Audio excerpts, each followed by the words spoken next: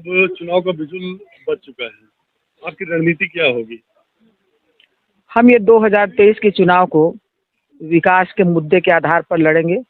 15 साल हमने गांव गली के विकास के लिए काम किया है, रोजगार, महिलाओं के कल्याण के लिए। और ये 5 साल में भूपेश बघेल जी ने प्रदेश को भ्रष्टाचार की आग में झोंक दिया। भारत सरकार ने जो राशि दी उसका खुलकर बंदरबाट हुआ है। जनता इस बात से अवगत हो चुकी है। भूपेश बघेल निराशा में है, हताशा में है और 2023 में हमारी सरकार बनने जा रही है पूर्ण बहुमत के साथ। भूपेश जी का कहना इस बार 75 पार करेंगे, हम क्या कहेंगे? 5 साल इन लोगों ने केवल कुर्सी की लड़ाई लड़ी और अभी टिकट वितरण के समय भी इन लोग खूब लड़े हैं और आपस में एक दूसरे को निपटाने में लगे हैं और सब एक दूसरे की पोल खोल रहे हैं। अब जब हम लोग चुनाव के मैदान में हैं, कांग्रेस के अंदर क्या बातें हो रही हैं ये हम सबको पता है। 2023 भारतीय जनता पार्टी और जनता का है। जनता के बीच ये बात चल रहा है कि रेणुका सिंह जीतने के बाद सीएम पद का भी एक चेहरा रहेगी, क्या कहेंगे? नहीं, मैं अभी तो भारतीय जनता पार्टी के प्रत्याशी के रूप में यहाँ कार्यकर्ताओं के साथ भारतीय जनता पार्टी को का विधायक जिताने के लिए काम कर रही हूँ, जीतने के लिए काम कर रही हूँ। बाकी पार्टी ने जब जब भी मुझे संगठन में और जनप्रतिनिधि चुनाव लड़ने के लिए और जनप्रतिनिधि के रूप में जो भी दायित्व दिया है, मैंने ईमानदारी के साथ जनता के हित में और पार्टी का विस्तार करने में अपना समय दिया है।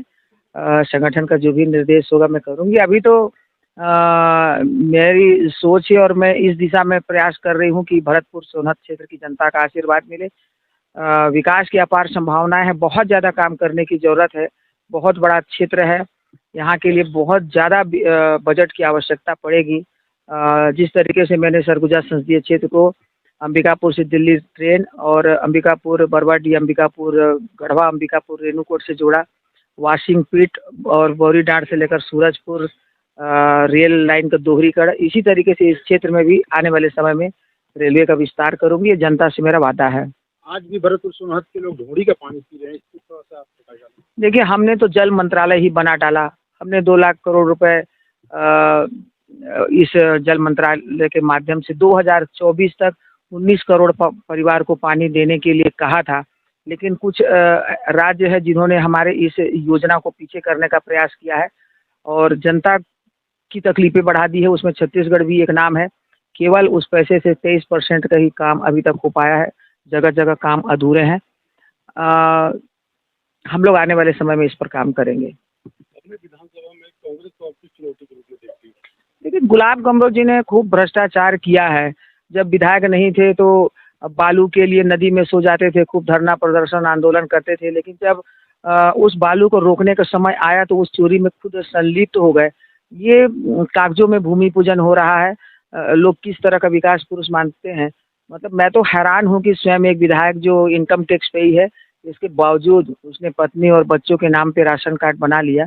ये सब जनता देख रही है। इसके साथ साथ एक सचिव को इतनी यातना दी जाए कि वो आत्महत्या करने के लिए मजबूर हो जाए और उसके साथ ही उसे प्रेरित करने में शामिल हो जो आज उनके साथ घूम रहे हैं।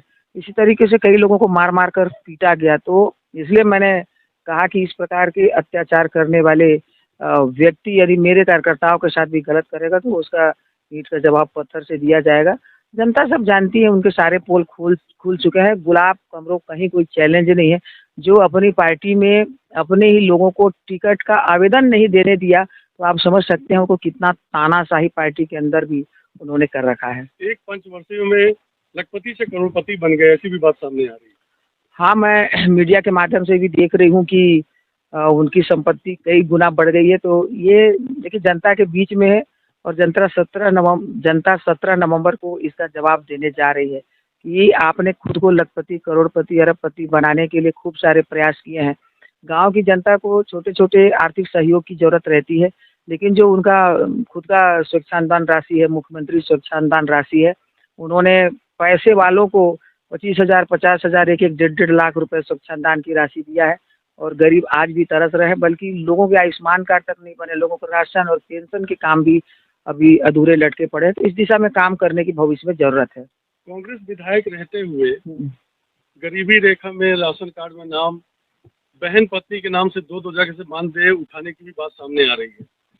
देखिए, कांग्रेस के लोगों ने आज़ादी के 75 वर्ष, जिसमें 55 वर्ष इन लोगों की सरकार रही, इनके पूर्वजों ने भी यही किया। इन्होंने जनता की ज़रूरतों की हमेशा अनदेखी की। केवल वोट के समय इनको गांव वाले और ट्राइबल लोग, गरीब लोग याद आते हैं।